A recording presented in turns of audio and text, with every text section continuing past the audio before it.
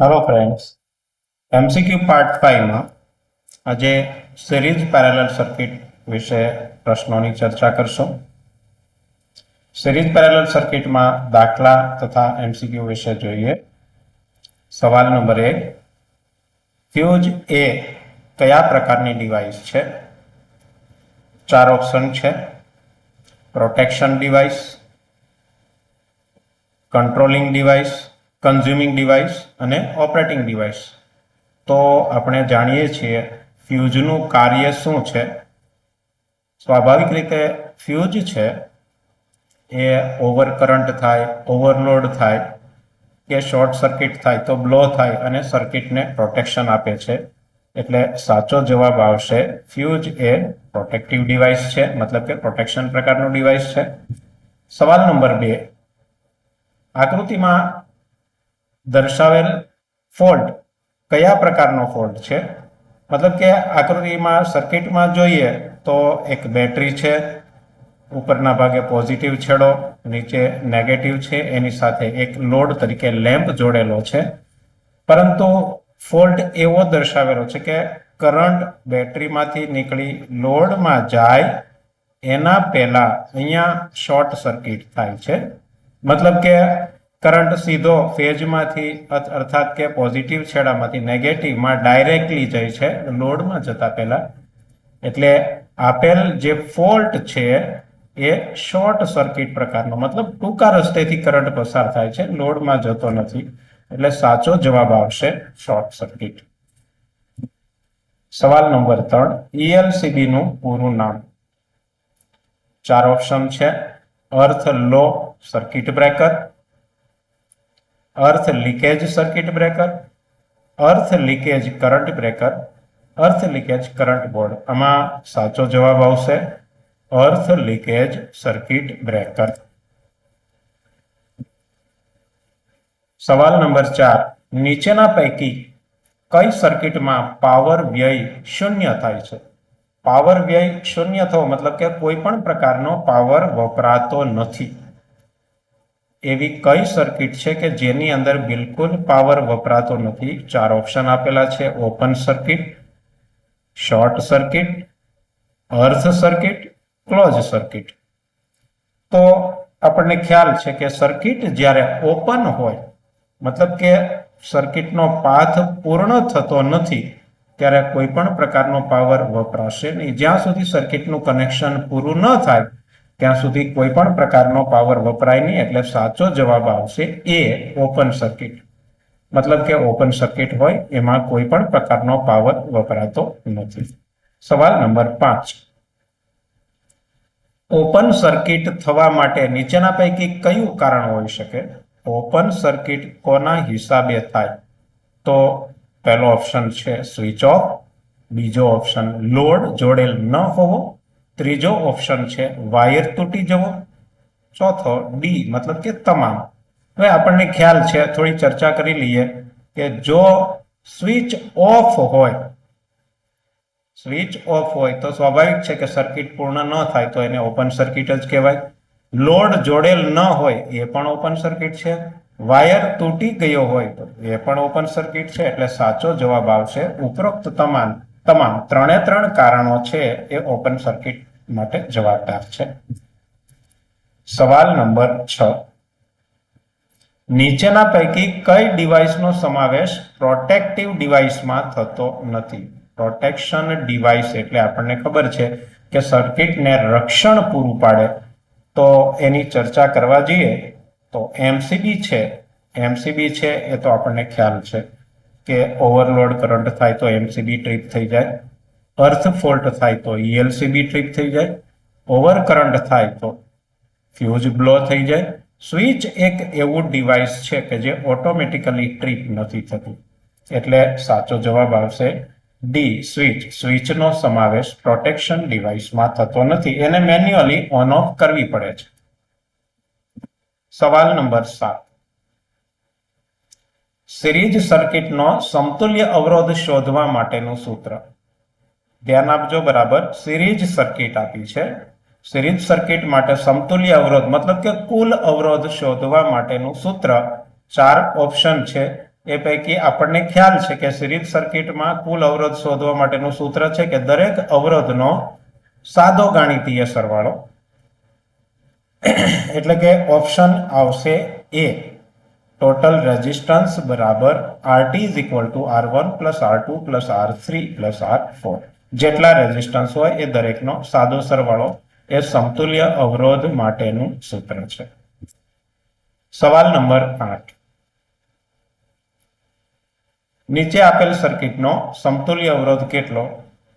હવે એ સર્કિટમાં દાખલો આપણને આકૃતિમાં આપેલો છે, જેની અંદર 3 રેઝિસ્ટન્સ આપેલા છે. પહેલો R1 છે 1 કિલો ઓહમ, R2 છે 2 કિલો ઓહમ, R3 છે 6 કિલો ઓહમ. સમતુલ્ય અવરોધ સિરીઝમાં જોડેલા છે, આકૃતિમાં દર્શાવેલ છે, સિરીઝ કનેક્શન છે, તો સમતુલ્ય અવરોધ માટેનું સૂત્ર છે RT is equal to R1 plus R2 plus R3. ત્રણે ત્રણ અવરોધનો સરવાળો કરીએ તો 1 કિલો ઓહમ વત્તા 2 કિલો ઓહમ વત્તા 6 કિલો ઓહમ, ટોટલ લોડ થશે 9 કિલો ઓહમ. એટલે સાચો જવાબ આવશે 9 કિલો ઓહમ. સવાલ નંબર 9. નીચે દર્શાવેલ મિલીએમીટર કેટલું રીડિંગ બતાવશે? હવે અહીંયા પણ સવાલ આકૃતિમાં આપેલો છે. 2 એમ્પિયર મીટર જોડેલા છે. એક ડાયરેક્ટલી એમ્પિયર મીટર છે અને બીજું મિલી એમ્પિયર મીટર છે. તો એમ્પિયર મીટરનું રીડિંગ આપણને આપેલું જ છે. મિલી એમ્પિયર મીટર એ કેટલા દર્શાવશે? તો સ્વાભાવિક છે કે એમ્પિયર મીટરને તમારે મિલીમાં કન્વર્ટ કરવાના છે. તો એમ્પિયરને મિલીમાં કન્વર્ટ કરવા માટે 1000 વડે ગુણવા પડે, 10⁻³ વડે ગુણવા પડે. એટલે કે 2.15 એમ્પિયરનું રીડિંગ બતાવે છે, એને 1000 વડે ગુણી નાખીએ તો મિલી એમ્પિયરમાં કન્વર્ટ થઈ જાય. એટલે 2150 મિલી એમ્પિયર જવાબ આવે. એટલે સાચો જવાબ છે સી, 2150 મિલી એમ્પિયર. સવાલ નંબર 10, જેની અંદર 3 રેઝિસ્ટન્સ આપેલા છે. 2 kilo ohm, 3 kilo ohm, 5 kilo ohm.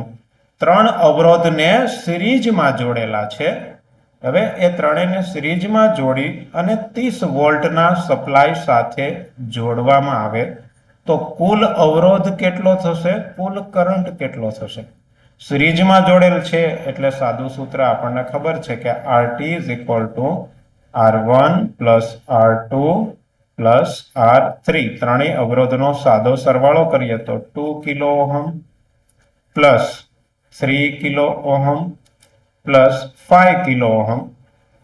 એટલે ટોટલ અવરોધ થશે 10 કિલો ઓહમ. એટલે પહેલો જવાબ આપણો આવશે 10 કિલો ઓહમ. અને કે અહીંયા આવશે 10 કિલો ઓહમ. હવે કુલ કરંટ શોધવા માટે ઓહમનો નિયમ લગાડીએ તો I બરાબર V/R. વોલ્ટેજ આપણને 30 વોલ્ટેજ સવાલની અંદર આપેલા છે અને અવરોધ છે 10 કિલો ઓહમ. 10 કિલો ઓહમ એટલે 10 ની પાછળ 3 0 થશે, મતલબ કે 10,000 કિલો ઓહમ. એટલે સાચો જવાબ આવશે અહીંયા 3 મિલી એમ્પિયર. એટલે કરંટ 3 મિલી એમ્પિયર આવશે, રેઝિસ્ટન્સ 10 કિલો ઓહમ આવશે, મતલબ કે બી આપણો સાચો જવાબ છે. ટોટલ રેઝિસ્ટન્સ 10 કિલો ઓહમ અને ટોટલ કરંટ 3 મિલી એમ્પિયર. સવાલ નંબર 11.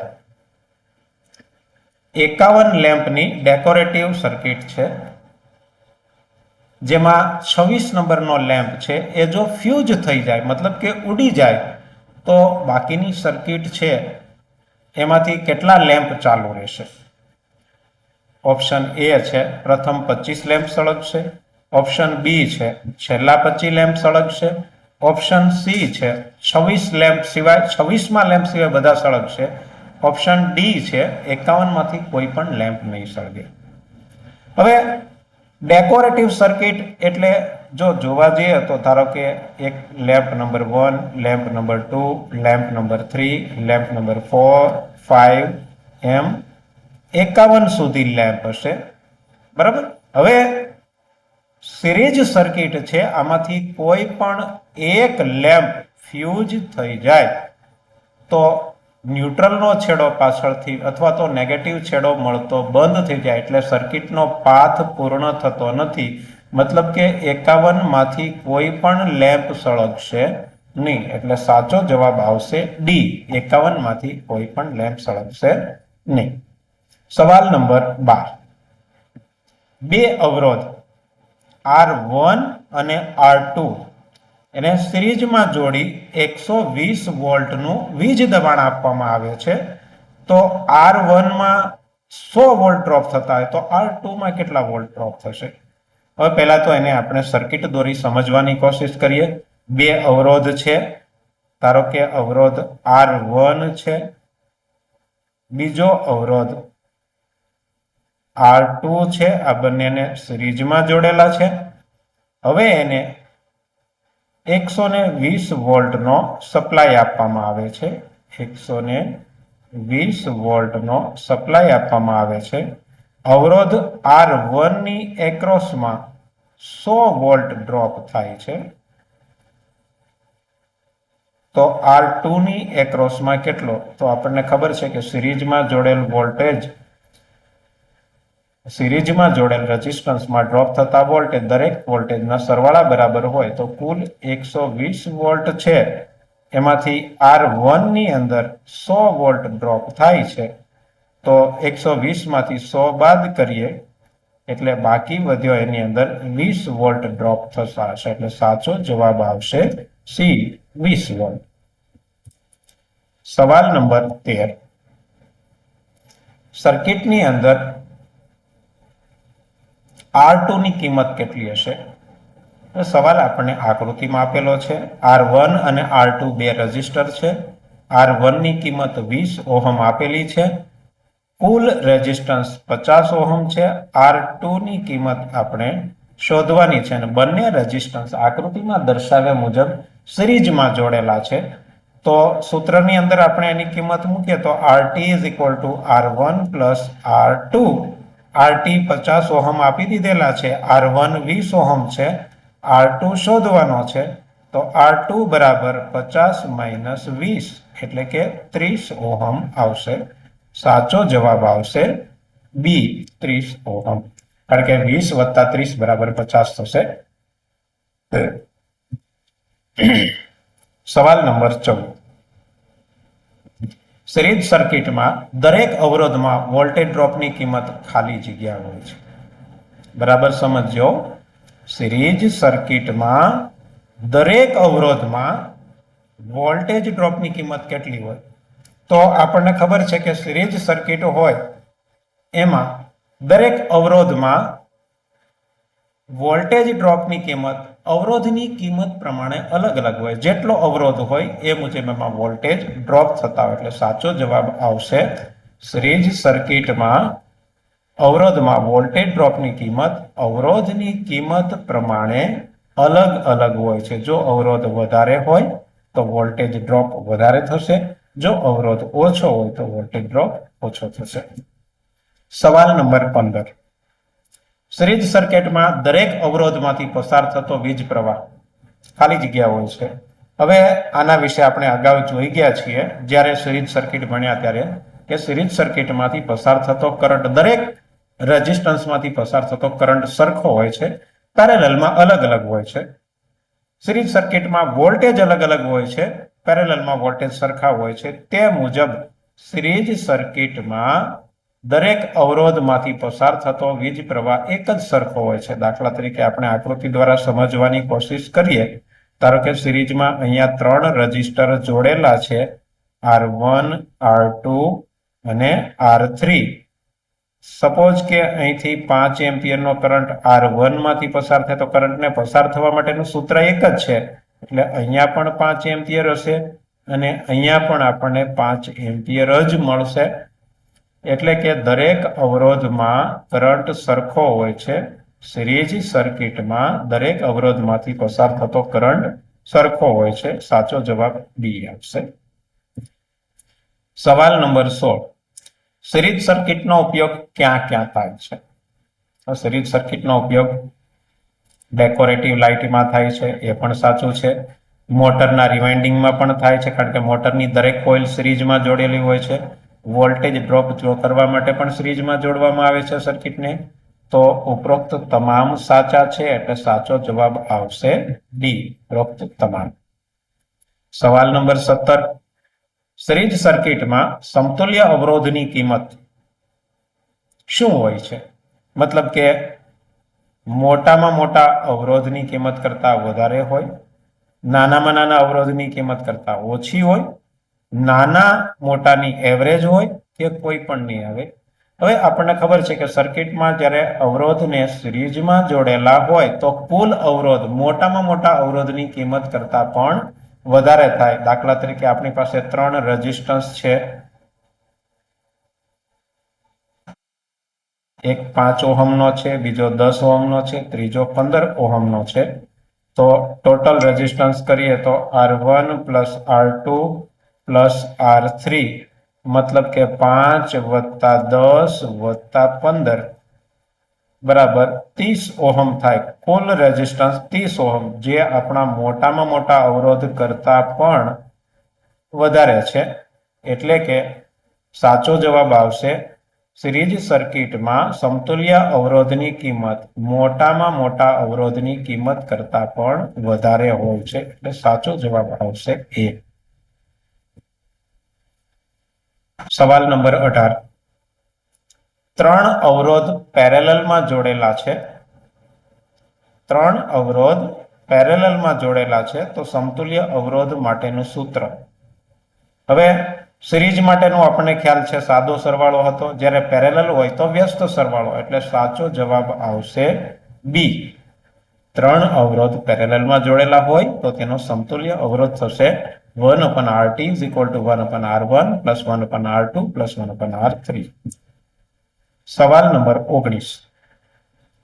17 ઓહમ, 37 ઓહમ અને 50 ઓહમના અવરોધ પેરેલલમાં જોડેલા છે. બરાબર જોઈએ. 17 ઓહમ, 37 ઓહમ અને 50 ઓહમના અવરોધ પેરેલલમાં જોડેલા છે. તો કુલ અવરોધ ખાલી જગ્યા. હવે અહીંયા પેરેલલમાં જોડેલા છે પણ એની ગણતરી કરવાનું નથી કીધું, ઓપ્શન જોવાનો છે. 17 ઓહમ કરતા ઓછો આવશે, 50 ઓહમ કરતા વધારે આવશે, 17 અને 50 ની વચ્ચે આવશે, કે ત્રણેયના સરવાળા જેટલો. હવે પેરેલલની આપણને ખબર છે કે સર્કિટમાં અવરોધ પેરેલલમાં જોડેલા હોય તો કુલ અવરોધ નાનામાં નાના અવરોધ કરતા પણ ઓછો હોય. મતલબ કે અહીં નાનામાં નાનો અવરોધ છે આપણો 17 ઓહમ છે. તો સાચો જવાબ આવશે કે 17 ઓહમ કરતા પણ સમતુલ્ય અવરોધ ઓછો હશે. સવાલ નંબર 20. 8 ઓહમ અને 24 ઓહમના અવરોધને પેરેલલમાં જોડવામાં આવે તો કુલ અવરોધ કેટલો થશે? તો એના માટે આપણે પેરેલલ અવરોધનો દાખલો ગણવો પડશે.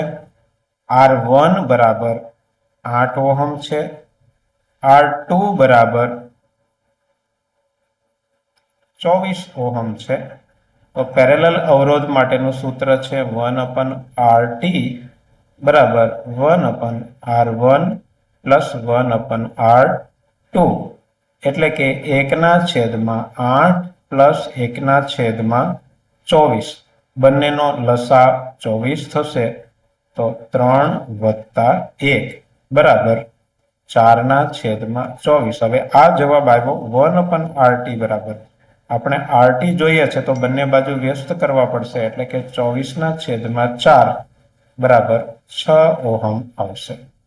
એટલે સાચો જવાબ આવશે બી, 6 ઓહમ. નીચેની સર્કિટમાં X અને Y પોઈન્ટ વચ્ચેનો સમતુલ્ય અવરોધ કેટલો? હવે અહીંયા ગણતરી કરતા પહેલા જોઈ લઈએ કે 2 અવરોધ પેરેલલમાં છે, એની સાથે 2 અવરોધ સિરીઝમાં જોડેલા છે. તો નામ આપીએ આ અવરોધને આપણે R1 કહીએ, આને R2 કહીએ, આને R3 કહીએ અને આને R4 કહીએ. તો સમતુલ્ય અવરોધ શોધવા માટે જોઈશું તો છેલ્લા 2 અવરોધ છે 6 ઓહમ અને 2 ઓહમ, આ બંને રેઝિસ્ટન્સ સિરીઝમાં છે. સિરીઝમાં છે એટલે એનો સાદો સરવાળો થાય. એટલે ધારો કે આપણે આને R3 કહીએ અને R4 કહીએ, તો R3 4 બરાબર R3 પ્લસ R4 મતલબ કે સિરીઝમાં હોવાથી 6 ઓહમ વત્તા 2 ઓહમ બરાબર 8 ઓહમ થશે. એટલે કે આ બંને રેઝિસ્ટરની સમતુલ્ય કિંમત 8 ઓહમ થશે અને એ આપેલા R1 અને R2 ની સાથે પેરેલલમાં થશે. એટલે હવે નવી સર્કિટ આ ટાઈપની કંઈક બનશે.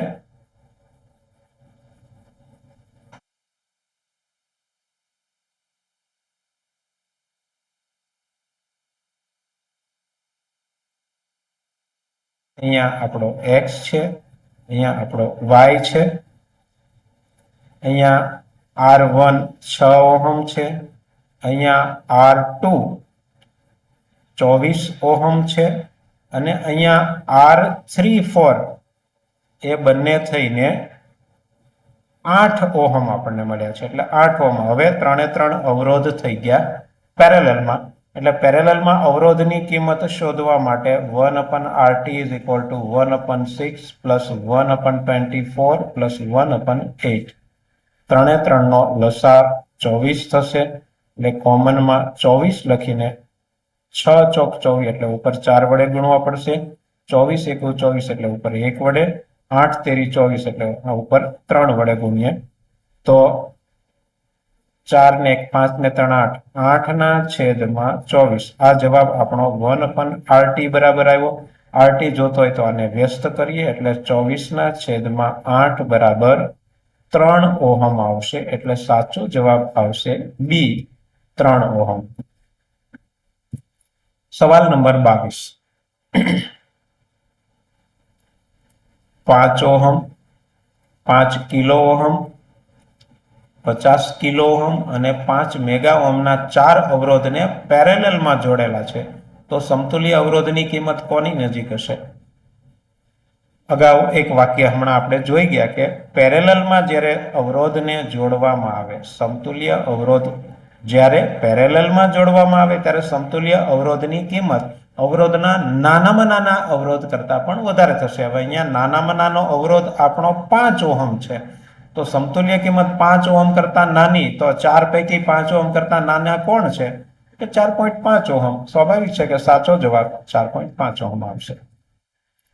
સવાલ નંબર 23. પેરેલલ સર્કિટમાં કોઈ એક અવરોધ દૂર કરવામાં આવે તો કુલ અવરોધમાં શું ફરક પડશે? હવે પેરેલલમાં જેમ અવરોધની સંખ્યા વધારે એમ અવરોધ ઓછો થતો જાય. તો એકાદ અવરોધ ઓછો કરવામાં આવે તો અવરોધમાં વધારો થશે. એટલે સાચો જવાબ આવશે એ, કુલ અવરોધમાં વધારો થશે. સવાલ નંબર 24. 625 ઓહમના 10 લેમ્પ પેરેલલમાં જોડી 250 વોલ્ટના વીજ દબાણ સાથે જોડવામાં આવે તો દરેક લેમ્પની એક્રોસમાં કેટલા વોલ્ટેજ ડ્રોપ થશે? હવે 625 ઓહમના 10 લેમ્પ છે, પેરેલલમાં જોડેલા છે અને 250 વોલ્ટનો સપ્લાય આપ્યો છે. પેરેલલ હોવાથી દરેક લેમ્પને 250 વોલ્ટ જ મળશે. કારણ કે પેરેલલમાં જોડેલ દરેક સર્કિટના કમ્પોનન્ટને વોલ્ટેજ સરખા મળે. એટલે કે દરેક લેમ્પની એક્રોસના વોલ્ટેજ 250 વોલ્ટ જ આવશે. સવાલ નંબર 25. સર્કિટની સમાંતરમાં જોડેલ બે અવરોધ R1 અને R2 માટે સમતુલ્ય અવરોધનું સૂત્ર નીચેના પૈકી કયું સાચું છે? તો અહીંયા ડાયરેક્ટલી આપણને ખબર ન પડે તો આપણને ખબર છે કે R1 R2 ને પેરેલલમાં જોડેલા હોય તો કુલ અવરોધ માટેનું સૂત્ર છે 1/RT is equal to 1/R1 plus 1/R2 થાય. હવે આનું સાદુરૂપ આપીએ તો R1 plus R2 છેદમાં R1 ગુણ્યા R2 આમ થાય. પરંતુ આ 1/RT બરાબર છે, આપણે તો RT જોતા હોય તો બંને બાજુ વ્યસ્ત કરી નાખીએ એટલે ઉપર R1 into R2 છેદમાં R1 plus R2. આ સૂત્ર પેરેલલના બે અવરોધ જોડેલા હોય એના સમતુલ્ય અવરોધ માટેનું છે. મતલબ કે જે આપણને બી માં આપેલું છે. એટલે સાચો જવાબ આવશે બી.